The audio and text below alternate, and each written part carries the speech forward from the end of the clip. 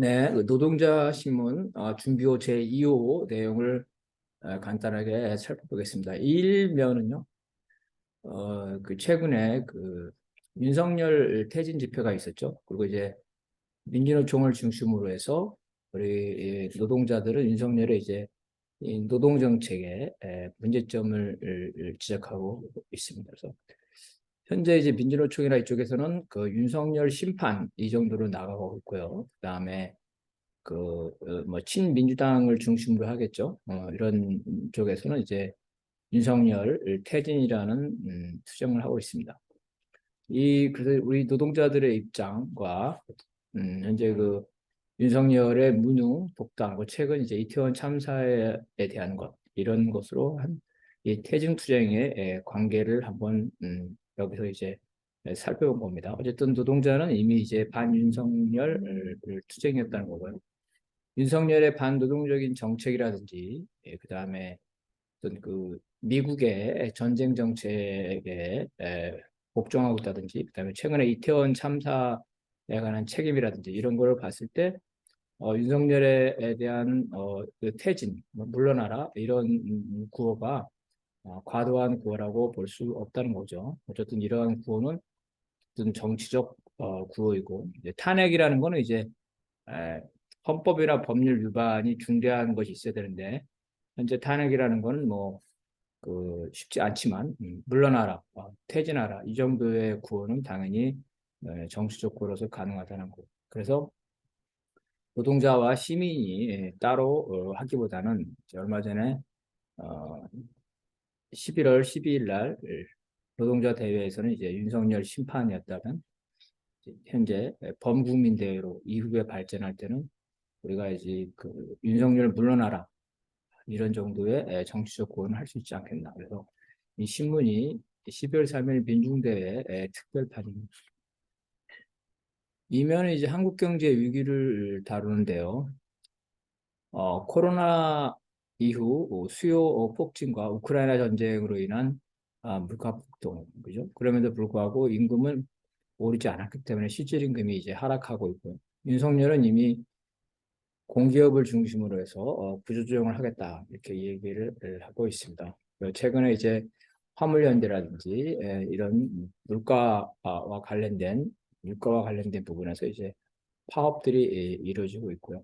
그래서 현재 비정규직이라든지 그다음에 화물연대와 같이 이 물가의 직격탄을 맞는 부분의 노동자들은 이제 벼랑 끝에 서 있다는 거. 일반 노동자들도 아파트를 이제 융자로 받은 분들은 하반기에 금리가 9%까지 올라갈 예정인데 결국은 이자 부담이 두 배로 늘어나서 이자를 갚으면 사실 생활비가 부족한 이런 상태로 봅니다. 그래서 일단은 물가 인상으로 실질 임금이 하락됐기 때문에 임금 인상 투쟁을 해야 한다는 거고, 그죠?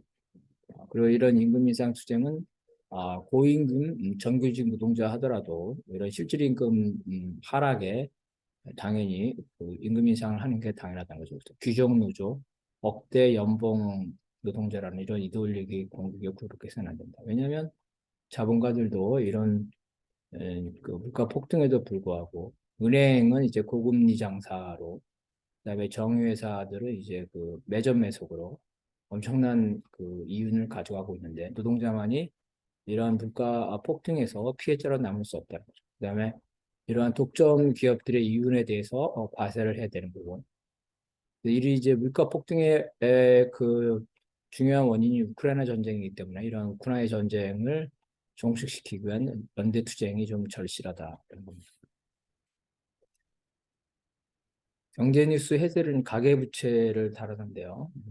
가계부채 고금리로 인해서 이자 부담이 커지기 때문에 이 아파트를 싸게 내놓게 됩니다. 그럼 아파트 가격이 떨어지게 되면 아파트를 분양받는 이런 사람들이 줄어들고 그래서 미분양이 나오면 건설회사가 건설 대금을 갚을 수가 없죠. 돈을 빌려야 되는데 그래서 건설회사한테 돈을 빌려준 금융회사 채권자들이 이제 그 부도가 되면서 이러한 작은 부족 현상으로 일반 회사까지 부도가 될 수 있는 그런 형태로 가져가고 있다. 이 고금리가 내년 초까지는 금리가 올라갈 것 같고, 그 다음에 그 고금리가 내년 말까지는 계속 유지될 텐데, 과연 내년 말까지 한국 경제가 이러한 고금리를 견딜 수 있는가, 이것들을 한번 살펴본 겁니다.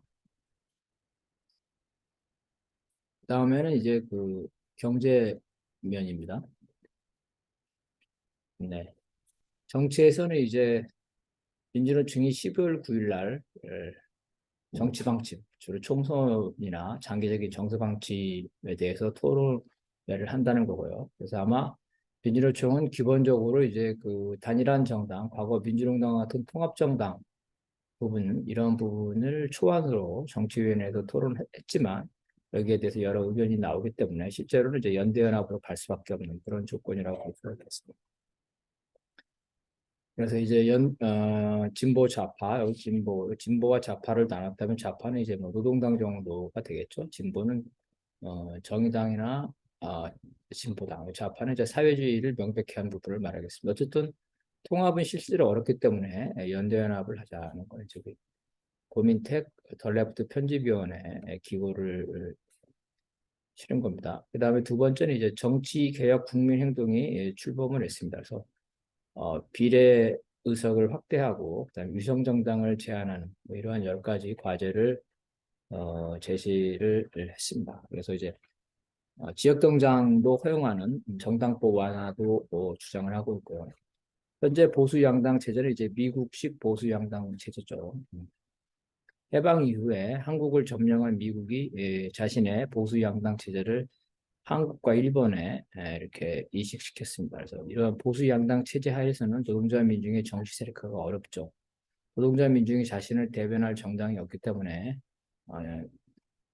법 제도 개선 투쟁에서도 되게 어려운 지점에 있습니다. 이걸 극복하기 위해서는 노동자 민중을 대변하는 정당이 나와야 되고 보수 양당 체제를 타파해야 된다 이런 내용. 이쯤에는 이제 그 중남미의 좌파 정권을 다룬 거고요. 미국의 앞마당에서 이제 이런 좌파 정권이 부활했다는 겁니다. 이번에 룰라가 당선되면서 대부분의 좌파들이 부활했다. 하지만 이제 여전히 극우들이 만만하지 않죠. 그리고 최근에 경제 위기로 인해서 이런 중남미 좌파 정권들이 민중을 위한 정책을 추진하는 것은 쉽지 않다는 거죠. 그래서 이런 과제가 있다는 겁니다.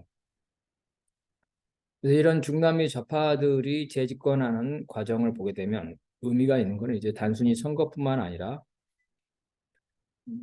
쿠데타, 반혁명 쿠데타죠. 이런 반혁명 쿠데타를 극복했다. 차베스의 경우에도 반혁명 쿠데타로 실각을 했는데 민중들의 투쟁으로 다시 재집권을 했습니다. 그런데 이제 예를 들어서 볼리비아 같은 경우에도 군경 쿠데타로 정권을 뺏겼지만 민중 투쟁의 결과로 사회주의 운동이 재집권했다. 선거를 통한 집권뿐만 아니라 민중 투쟁을 통한 집권이라는 게 커다란 의미가 있다고 볼 수가 있겠습니다. 그다음에 오면에서 이제 최근에 이제 국가보안법 문제를 다뤘는데요. 국가보안법은 대부분 이제 북과 관련된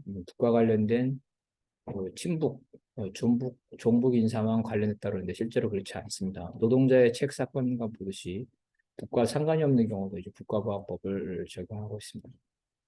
이제 퇴진 압박을 받는 윤석열이 이 색깔 논쟁을 하죠. 색깔 논쟁을 하는 이유는 보수를 결집하기 위해서 그렇습니다. 2008년 이명박도 광우병 수입 소고기 반대 운동으로 지지율이 떨어졌는데 공안정국으로 바뀌면서 지지율을 회복했습니다. 지금 현재도 마찬가지입니다. 이런 공안정국으로 해서 이념 대립을 할 경우는 보수 세력이 결집을 하기 때문에 현재 20% 후반에 있는 윤석열이 최고 40%나 30% 후반까지 지지율을 회복할 수 있습니다. 그렇게 또 한편으로 이제 국정원이 자신의 이제 그 존재감, 음, 국가보안법에 이제 상당한 많은 부분을 수사권을 뺏기게 되어 있는 이 국정원이 자신의 존재감을 확인하기 위해서 하고 있는 거죠. 특히 헌재에서 국가보안법 위원 심사가 있는데 이 중에서 이제 가장 그 악법이라고 있는 그 찬양 고무 이 찬양 고무에 대해서 심사하고 있는데, 만약에 찬양 고무를 위헌정으로 한다면 대부분의 국가보안법의 피해자가 이 찬양 고무와 관련된 거기 때문에 국가보안법이 상당히 무력화되기 때문에 그걸 막기 위해서 국정원이 이제 아직도 빨갱이가 많다. 그게 지시를 받는 간첩이 많다. 이런 걸 하기 위해서 무리하게 이제 국가보안법 수사를 하고 있습니다. 구속시키지도 못하죠. 증거 부족으로 구속도 안 된 상태에서 불구속 상태로 이렇게 압수수색만 해서 공안몰이를 하고 있습니다. 이런 공안몰이에 대해서 모두 다그 이념을 떠나서 노선을 떠나서 모두 다 대응을 해야 된다. 그렇지 않게는 이제 다음 차례는 민주노조 운동이나 국가 상관이 없는 사회주의 세력이다. 그죠? 그래서 나하고 상관없다 할 때 결국은 마지막은 나도 잡혀갈 수 있다. 그래서 이런 국가보안법에 대한 연대 수정을 해야 된다. 그다음에 여성면은 이제 페미니즘과 여성해방인데요. 원래는 이제 여성해방, 여권운동 이런 단어를 쭉 써왔습니다. 페미니즘은 나중에 생긴 1880년대 후반에 라틴어에서 연이제 프랑스에서 사용되다가 어쨌든 1960년대에 와서 이제 페미니즘이 유행이 된 겁니다. 그전에는 이제 여성해방, 여권운동. 우리도 한국도 1980년대까지는 여성해방이라고 그랬죠. 근데 바로 이제 이 미국에서 1960년대 유행된 페미니즘이 이제 현재 한국에 풍미하고 있다는 겁니다. 냉정하게 말하면 이제 페미니즘이라는 건 어원상으로 여성주의고 여성 중심 운동이었고 실제로 1960년대 페미니즘은 남성 중심주의에 대립하는 여성 중심주의 운동이었고 이러한 것들이 이제 가장 강력한 세력이 급진주의 페미니즘이었습니다. 근데 이 급진주의 페미니즘은 가부장 제도의 근원을 이 결혼, 출산, 뭐 이성 연애 이와 같은 생물학적으로 보게 되면서 이러한 것과 결별하면서 여성 동성애자들만 이루어진 폐쇄적인 공동체 운동으로 하다가 결국 여성 대중과 단절되는 그런 형태로 위축이 됐습니다. 그래서 1960년대에 이런 페미니즘은 현재는 이제 거의 이 쇠퇴했고요. 현재로서는 이제 페미니즘이 여성 해방이라든가 여권 운동, 여성 차별 철폐라는 의미로 사용되고 있습니다. 어쨌든 어원으로 볼 때 페미니즘은 여성 중심 운동이기 때문에 오늘날 성 정체성, 오늘날은 이제 페미니즘이란 보다 젠더 운동을 많이 씁니다. 젠더 운동. 그래서 성 정체성은 이제 남성, 여성뿐만 아니라 남성, 여성뿐만 아니라 양성을 가지고 있거나 아니면 무성애자 아니면은 이제 생물학적 성과 심리학적 성이 서로 다른 이러한 성 정체성 문제가 있기 때문에 특정 성 중심으로 하는 여성주의 운동은 퇴조했고 현재로서는 다양한 성 정체성을 전제로 한 젠더 운동입니다. 다만 이제 이거를 페미니즘이라고 부르고 있다. 노동에서는 이제 국내외 경제 위기에 관한 정세 토론화가 됐다는 거고요. 그래서 현재의 이러한 한국과 세계적인 경제 위기는 바로 이제 제국주의 체제죠. 제국 체제, 미국 중심의 제국 체제의 위기라고 볼 수가 있다는 겁니다. 그래서 이런 전반적인 그림을 볼 때 당면한 요구, 임금 이상 요구하더라도 바로 이러한 자본주의의 위기, 자본주의의 모순이라는 이러한 것들을 보면서 전략적으로 투쟁할 필요가 있다. 특히 이제 한국에서 30년에 걸쳐, 30년, 1987년, 1990년대 초반 이후로 계속 노동자 운동이라든지 이런 변혁적 운동이 후퇴해 있는데 바로 이제 최근에 이 경제 위기에 대응하는 어떤 민중들의 추정으로 이런 후퇴에 최종 종식을 찍자는 거고 민주노총도 역시 이제 내년 7월에 전국적인 총파업을 계획하고 있다는 거고요. 올해 벌써 이제 동투죠. 화물연대 투쟁을 중심으로 해서 동투 겨울 투쟁이 공공운수가 연쇄적으로 이러한 파업 투쟁을 하고 있습니다. 인터뷰에는 이제 퇴직교사 이일재 선생님을 다뤘고요. 여기 다룬 이유는 이제 정년이 됐으면 이제 전원 생활을 즐기거나 이런 경우가 많은데 정년이더라도 이제 월급장애, 그죠? 월급장애로서의 정년이 있지만 사회를 움직이는 세상을 바꾸는 운동에는 정연이 없다. 그래서 이제 퇴직이라고 뒷짐지기에는 민중의 삶이 부담이다. 노동운동과 교육운동을 주로 하는 우리 이일재 선생님의 이러한 것들을 다뤘습니다. 그래서 어, 퇴직 기간에도 교육운동과 노동운동에서 떠나지 않았고 정년 이후에도 여전히 열심히 활동하시는 인터뷰를 달았고 그 다음에 기획에서는 응답하라 1987 울산 현중과 현대자동차 중심의 노동운동 역사를 달았습니다. 그래서 어영 노조와 사측의 폭력에 맞서서 이제 돌아가신 그 양봉수 열사, 그죠? 이 부분에 투쟁을 달았고 이런 어영 노조 때문에 공식적인 파업을 할 수 없었기 때문에 비공식적인 파업, 어, 들고양이 파업, 와일드 캐치 파업, 혹은 뭐 법의 노조 파업이라는데요. 이런 파업을 달았고, 우리 전원배 동지가 이제 그 당시에 이 조직에서 이런 파업 투쟁을 했는데, 도로 연수 기사를 하고 있었기 때문에 이 도로 연수 차량에다가 다른 수배자들을 데리고 다녔다. 이런 회상하는 겁니다. 이번에는 이제 그 우리 유승환 박사인데요. 성균관대에서 철학을 전공하고 박사는 주로 이제 그 조선 공산당에 관련된 문학, 그죠? 인문학 이거를 주로 연구하시는 분인데 장덕수라는 인물을 다뤘습니다. 우리가 잘 아는 장덕수인데요.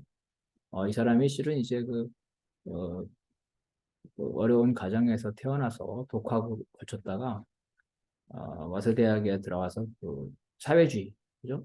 이 사회주의의 활동가였다고 합니다. 이 사회주의 활동가가 이제 뭐 여러 가지 그 내부 비판을 당하면서 유학에 유학에 갔다 와서 콜롬비아 대학에서 박사학위를 받은 후에 돌아와서는 이제 어떤 친일 행적을 했다는 거죠. 그래서 사회주의, 항일운동, 친일 행적을 했고 해방 이후에는 이제 승승장구 잘 나가다가 마지막에 이제 그 분단 이승만이 분단을 단독 정부를 추구하라 그랬죠. 근데 이제 이 장덕수는 신탁 통치가 단독 정부를 막을 수 있는 방안이라고 해서 신탁 통치를 찬성하면서 미소 공동회의를 찬성하다가 극우 인사에게 피살됐다. 이런 어떤 인생의 이 편린을 다룬 겁니다. 마지막 면은 문화면으로서요. 이거는 K문화를 다뤘습니다. 요즘 K문화가 팝송뿐만 아니라 드라마, 영화까지 하고 있는데 이러한 것들이 사실은 이제 초국적 자본, 넷플릭스 이런 거겠죠. 그다음에 뭐 미국의 유니버셜이라든지 여러 가지 소니라든지 이런 초국적 자본, 그다음에 국내에서는 뭐 CJ를 중심으로 한 이러한 미디어 자본, 그리고 이제 주연 배우 등은 이제 돈을 많이 버는데 사실은 그 스태프들은 되게 열악한 위치에 처해져 있고 그나마 영화 산업은 좀 낫는데 방송사와 제작사는 더 열악하다는 거고 특히 이제 케이팝이라든가 이런 성을 보면은 이 한국의 경쟁 문화와 혹독한 훈련이 이 케이팝 문화의 성공의 배경이라는 겁니다. 그래서 사실상 뭐 공장에서 배출하듯이 이 상품을 만들듯이 대규모 기획사에 의해서 이제 걸그룹들이 만들어지고 있죠. 그래서 이러한 걸그룹들이 사실은 과거의 배고픈 복수처럼 신분 상승을 원하는 저소득층이나 지방 출신이 상당히 많다고 합니다. 합숙과 끝없는 연습, 외모 관리, 그 밖에 다양한 부분을 견뎌내려면은 상대적으로 그 신분 상승을 원하는 청소년들이 많이 있다는 겁니다. 마지막에 이제 독자 투쟁은 지난 그 10월 22일, 10월 22일 노동자 시민들의 윤석열 퇴진 투쟁이 있었는데요. 그 이후에 이제 윤석열 퇴진 투쟁에 참여했던 독자가 한 겁니다. 그 안에서 이제 퇴진 투쟁에 있는 시민들이 그 화물연대 파업을 지지했다는 거고요. 이런 것들이 이제 윤석열이 파업이 시민들에게 불편을 야기한다. 노동자와 시민을 갈라치게 하고 있는데 이러한 시민들이 노동자의 파업을 지지하고 있다. 이런 면에서 볼 때 어떤 윤석열 퇴진 수장에 나선 시민들과 노동자들이 함께 연대를 해야 된다. 윤석열 타도에 함께 나서야 된다. 그런 주장이 되겠습니다. 신문은 현재 한 달에 한 번씩 나오기 때문에 정기적인 구독자는 아직 확보하지 못한 상태에서 후원이라든가 부정기적인 구독자를 하고 있습니다. 그래서 이 부분에서 구독이나 후원을 하실 분들의 많은 성원을 부탁하겠습니다. 감사합니다.